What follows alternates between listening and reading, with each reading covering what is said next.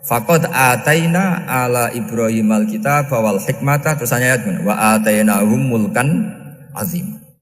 Dan Nabi Ibrahim dan keluarganya tak kasih kerajaan yang besar. Nah sekarang masih banyak orang yang cara pandang ngapain bikin Unisula yang megah, ngapain berambisi punya akreditasi A dan sebagainya. Menyoal seperti itu salah secara usul fikih. Karena secara usul fikih kesempatan yang baik tentu harus diperjuangkan oleh orang-orang yang soleh. Karena ini supaya jadi otoritas yang positif. Itu dulu ada latihannya. Jadi orang dulu itu gampang sekali ketika milih miskin ditanya, kenapa miskin? Saya ingin hisab saya ringan. Tapi ketika mereka kaya, yang soleh, supaya harta ini tidak dipakai orang yang nanti dipakai maksiat.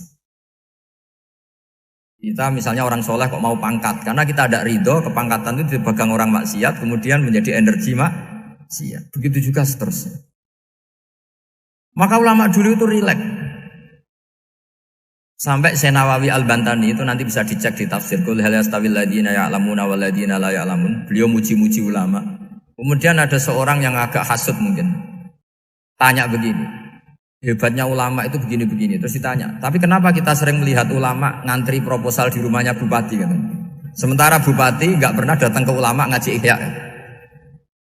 Jawabannya Imam Senawawi itu unik. Ya karena ulama itu tahu gunanya uang, sehingga nyari uang untuk pondok, untuk masjid. Sementara bupatinya tidak tahu gunanya ilmu, maka tidak pernah ngaji. Jadi ya ringan saja. Jadi ya sudah seperti itu. Jadi kalau ada ulama kedonyan, anggap saja karena tahu gunanya uang. Jadi kenapa ulama ngantri di kabupaten, bukan bupati ngantri di ulama? Jawabannya karena ulama tahu gunanya uang. Sementara bupatinya nggak tahu gunanya ilmu. Kira-kira gitu lah. Ada ustadz tidak ganteng, kesensem rondo cantik, karena tahu gunanya ustadz itu. Artinya tahu gunanya kalau saya nikah nanti punya anak jadi gus, kan dia kiai gitu. Tapi rondonya raro gunanya dia karena miskin gitu. Jadi ulama dulu itu rileks, menafsirkan apa saja itu rileks, termasuk saat terpojok itu rileks. Karena semuanya dianalisis pakai ilmu. Sehingga ciri utama wali itu apa? Ala inna awliya Allahi la khaufun alaihim wa lahum yahzanun. Enggak ada rasa takut, enggak ada rasa gampang. Karena melihat sesuatu itu gampang saja. Saya ulang lagi, melihat sesuatu itu gampang saja, ringan. Saya beri contoh ya betapa pentingnya mindset ya, cara berpikir. Orang itu menjadi kikir itu karena nganggap hidup itu lama dan uang itu penting. Kalau zaman Nabi itu sederhana kalau melihat hidup ini.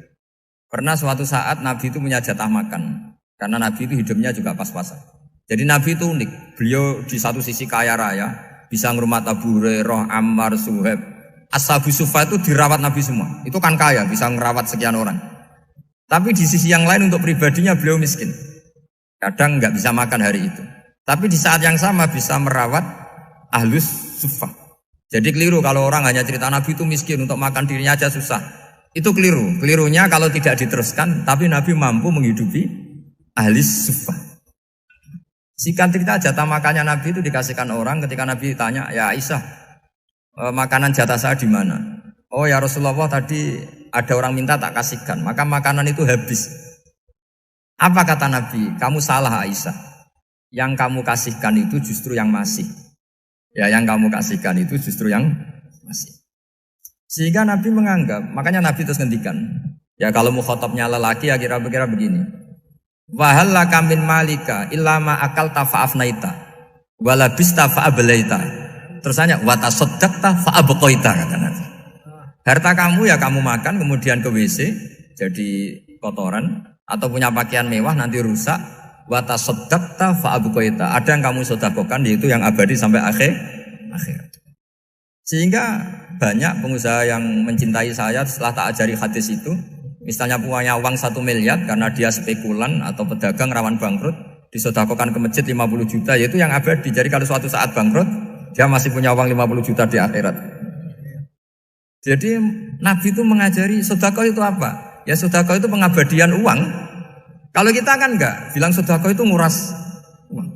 Itu pikirannya setan dan pikirannya orang Islam. Itu cara berpikir setan, bukan cara berpikir umat apa?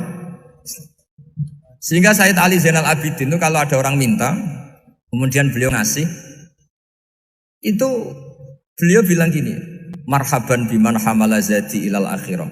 Matur nuwun nggih jenengan sembeta sangu kula nate. Jadi dianggap teller saja. Orang yang minta uang beliau itu dianggap tukang nyatet bank ini. Karena sudah ditabungkan, ya sudah. Kalau kita kan enggak, wah pengemis itu ganggu gini-gini. Kecuali pengemis profesi ya mungkin kita agak-agak enak. Pada zaman akhir itu ada pengemis apa? Profesi. Jadi repot.